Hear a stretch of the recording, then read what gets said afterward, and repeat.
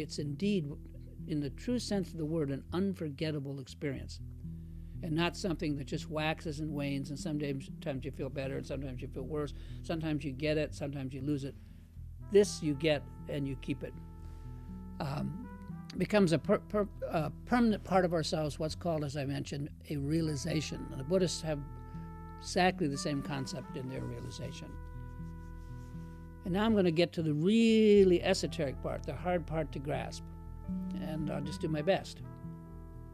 In the esoteric sense, this death that we all wonder about, our death, and the fear that accompanies it, this death that we have no choice but to look forward to does not come, according to Andrew, with my understanding, the death does not come at the live-long end of life like we imagine it, like we've been told and like we all look forward to. On the contrary, the important death comes right smack in the middle of life, around that first Saturn return. In other words, death happens in the midst of life, at the prime of life. That's what the prime of life marks, the passing. And after that death at 30 years of age are only what we could call after-death experiences, what the Christians call the resurrection, because we literally can reassemble ourselves. We're born again, each of us. Now let me kind of go over it again. In other words, we die not at the end of life, but we die and are born again right in the middle of life, and not at the very end as we imagine and we've been told. By the time we reach old age, the old age end of life, we're just about dead physically. But the death that counts, the one that everyone fears, happens right during life itself. In fact, the prime of life, like the top of a bell curve, is simultaneously the exact point of our psychic or spiritual death, and also rebirth. It happens to each of us. I know this can be hard to understand for some of you. It was hard for me. And it took me a long time to understand it. So I can appreciate that you may want to just ignore all of this and move on. But there may be a very few of you who can grasp this very esoteric or occult concept, this hidden concept, and make it real for yourselves. Realize it consciously. And I will try to explain this in more detail in a moment, but please know this. Andrew McIver was very much into initiating anyone, those who grasp it, into these concepts, and helping us to prepare to experience the great rite of passage consciously, and not have to piece it together like a crossword puzzle, a jigsaw puzzle later in life, a little bit at a time, or maybe not at all. After Andrew's death, I mentioned before, I saw to his funeral, designed a gravestone, and sent all of his belongings and what little money he had to his sole surviving sister in Scotland. In thanks, she sent this little painting to me, which Andrew would have appreciated. It was a watercolor of a thistle, and the words above it said something like, "I looked for something Scotch for you. The thistles asked if they would do."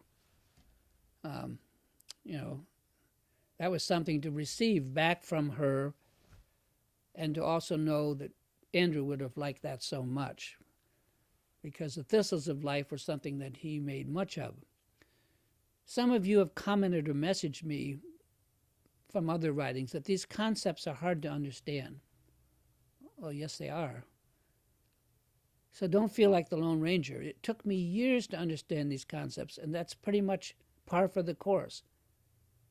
My advice is to relax and let it percolate. Let it work like pickles work in brine. Keep in mind that the statute of limitations never runs out on this realization possibility, the born again thing, because it's not about time. That's the whole point. At 30, we leave time. It's the end of time. Time stops. By definition, it's outside or beyond time as you and I know that term. That's the whole idea of Saturn that we're discussing. Remember that in astrology, Saturn is time itself. All the time in the world, all the time you and I will ever know. And once Saturn completes its first full cycle, which is about 30 years of age, it begins to repeat itself and go over the same zodiac degrees for a second time. This idea of repetition is a key one.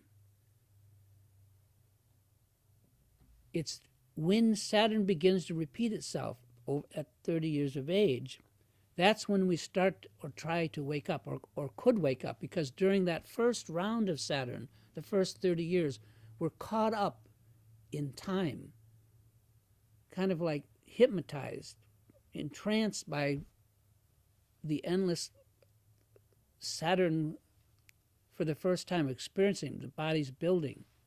We're unable to release ourselves. Our body is busy growing itself. Maybe that's the way to put it. When Saturn gets repetitive, starts to go over the same material again at 30 years, it's like a deja vu experience for us. We start to wake up. Somewhere inside, we dimly know that we have done this before. We've been here before. And we start to come out of a kind of a trance. We wake up. Times, or Saturn's grip on us, starts to fail. And we quite naturally begin to wake up. And as the Christians like to say, we're born again. It's available to us.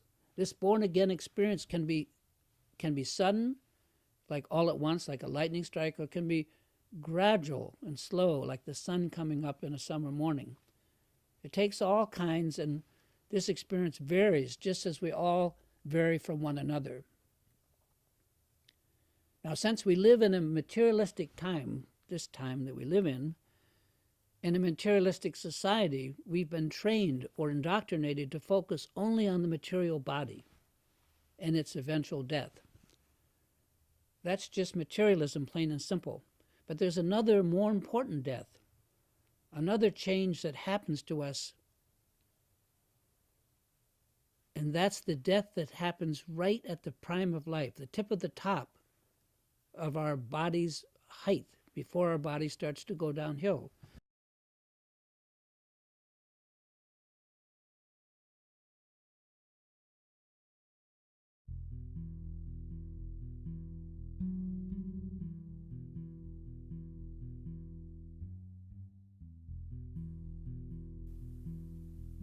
And that's the death that happens right at the prime of life, the tip of the top of our body's height, before our body starts to go downhill, right when the physical body stops growing, it's complete.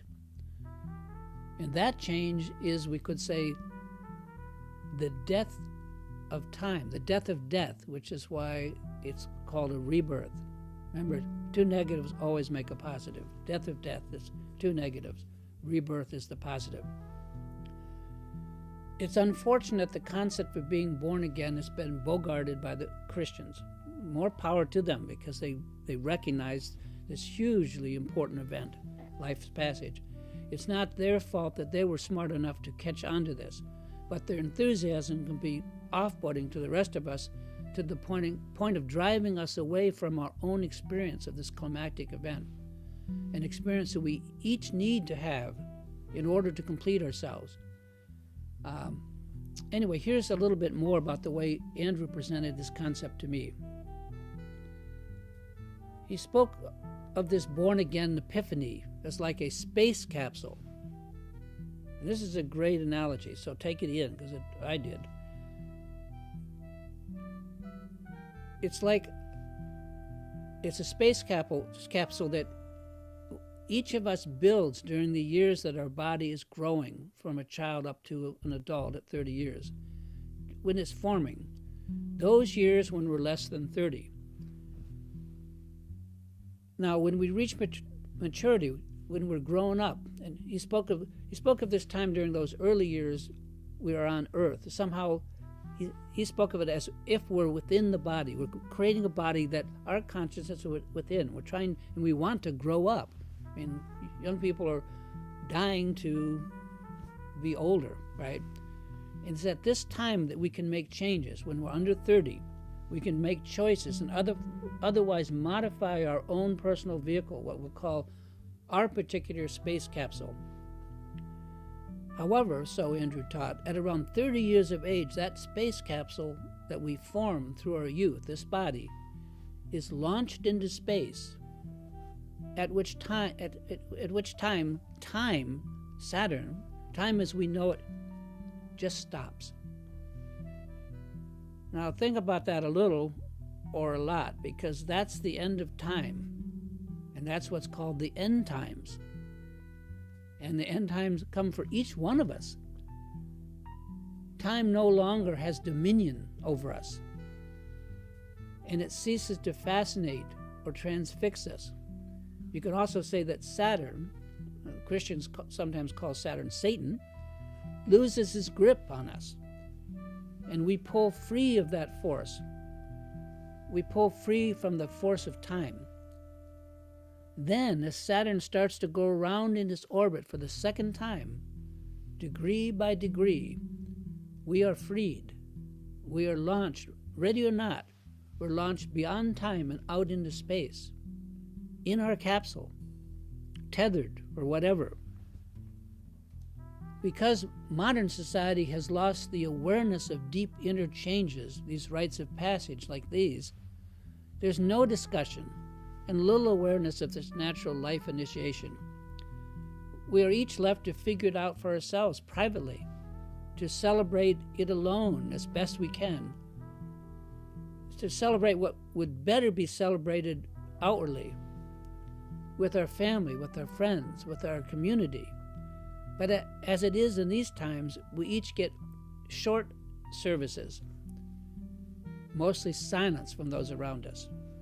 And we all have to find a way to enter that silence. The great inner change, the loosening of the material death grip on us that happens around 30, releases us from the body.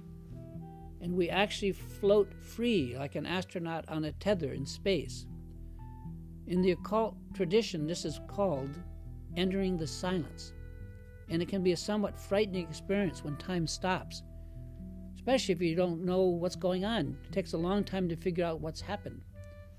This is, of course, just an analogy, but it's an apt one. Andrew McIver made it very clear to me that once our vehicle is launched beyond time, around 30 years of age, it cannot be altered physically. Whatever we have achieved, any more than we can grow any more than we did when we reached our prime, our body becomes as good as it's going to get. Whatever we've achieved, however we have formed it, all of that remains just as we left it.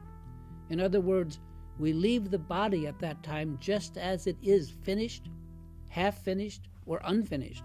We just up and move on, which is the awakening experience that I'm trying to describe here. I'm not going to call it born again any longer because that phrase carries too much baggage.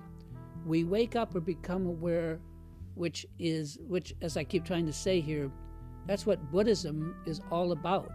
Awareness, nothing more. Andrew spoke of 3 orbital periods of Saturn, 30, 60, 90. 3 cycles of 30 years each. The cycle ending at around 30 years, the one ending at 60 years, and the final one at 90 years. And he said this. He said we spend the first 30-year cycle building our vehicle, growing our body. The second 30-year cycle repairing the damage we made launching our vehicle, getting out of the body, waking up. And the third 30-year cycle, for over 60, if we live so long, he says we actually become a conscious part of the creative force itself. Now you'd have to really think about that for a while. It took me a while. We become a conscious part of the creative force. That last cycle is incredible, so think about what that might mean. A traditional analogy is that of a flower. First there is the bud, the first cycle. Then there's the opening of the flower, the second cycle. And finally, beyond blooming, the total relaxing of the flower, third cycle, the dying of the flower. For those of you who are interested in what I'm talking about here, I have a whole book on this topic, which I'll put up a thing here. It's called Astrology of the Heart, and it's a book on astro-shamanism. It's all about this concept, and you can download it from this web address. You just go there and find it. This awakening experience can happen around the age of 30 or any time later than that, whenever we start to realize that we have already left or are now leaving the body.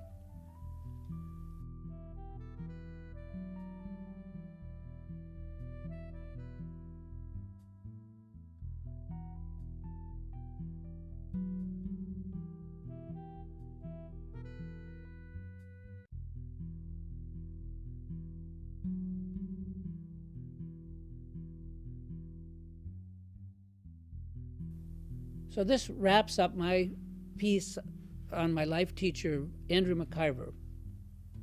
I should say, of course, that words cannot express my debt to Andrew or my deep felt love and appreciation for the man. He caught me in the throes of struggling with my own personality, successfully tamed me, and then proceeded to instruct and initiate me into my own mysteries. And of course, it changed my life. Looking back from now, it seems that Andrew was some kind of emanation that appeared to me. I have no idea how I merited it, and it came at the end and caused the end of years of my struggling to not take anything from anyone. Remember, I never graduated from high school because I literally could not be taught. Part of that problem was because if my would-be teachers had personal faults, if I could see the flaws in their personality, I refused to learn from them. I used their failings as an excuse to ignore what else they might have to say, and would take nothing from them because I didn't want to end up being like them. I did not want the bathwater that perhaps came with the baby. I recognize now, a little late, that this was a serious mistake, as Andrew would say, mistake on my part. Lucky for me, Andrew helped to correct that mistake. He was so perfect in every way that I had no complaint, and I just had to listen. He had my undivided attention. This is what I mean by he tamed me. With Andrew, I had run out of excuses, and through his instruction, I ran out of time, just as we're pointing out, into eternity. Even today, there's a quality about Andrew McIver in my mind that was more like a dream than reality. A better way to say this is that the dream was real. He was more than I ever dreamed it could be. And through Andrew, I got over my resistance to other people. And as I mentioned before, their personalities. And this happened like in two different ways. The first way is that by meeting someone who I felt confidence in, like Andrew, and that I could totally trust, my inside world or psyche was projected outside myself, into and through Andrew, and that opened a window on reality that gradually widened. In other words, my outside and inside begin to mixing of the mind, and they merge, and this was key. It's like a drop of water in a still pond sends ever-widening concentric circles that are more and more inclusive. So did my pent-up inner psyche go out into and through Andrew, gradually mixed with the threatening outside world that I feared, and both myself and the world became more balanced or equalized. And the second way is, having known Andrew, having known authentic wisdom, I never took another wooden nickel from those who had no authentic experience, and literally did not know, these people didn't know what they're talking about. Maybe they had abstract knowledge, but no experience and certainly no realization. Before Andrew, I just didn't know what was real and what was unreal, who to believe. For me, this was a big deal. Before Andrew, I could not tell who was authentic and who was faking it. I had no reference point and had no experience to go on. Although I did not know this at the time, it was a sign of strength that I was able to manifest a real teacher in my life, in the outer world, that it was even permitted to happen. These things don't just automatically happen. And this is a good point for some of you to listen. You have to want them. You have to ask for them, and you have to pray for them. You have to really, really want and need something like this. Andrew was that bridge to the outside world that I needed and that I had been waiting all my life for up until then. I will close by sharing with you what I now see as an important truth. Although I needed a pristine and perfect example in the outside world to have confidence and to forge a wormhole into a new dimension, as I said earlier, this was a misunderstanding on my part. Of course, I found that example in Andrew, but since then I've learned it does not matter what the personality of your teacher or mentor is like. Of course, it has to be within the limits of your tolerance for differences, within your idea of what's acceptable behavior. But that aside, what's important, and this is what I've learned, the only thing that's really important is that the life teacher, your mentor, is capable of pointing out to you the way into yourself. That alone is initiation. There's no teacher of any kind, nor has there ever been or ever will be, that can do this for you. If the Buddha were in this room right now, he couldn't come and touch my forehead and enlighten me. He could only show me how he did it. I'm going to have to do it myself. The whole point is that we have to do it ourselves. It's our experience in order to actually have the experience. All written words, all spoken and even silent gestures are only signposts, pointers to having the real life experience for ourselves. All are just signs that point to our jumping into the pond of life and experiencing it for ourselves. It's the only way to know.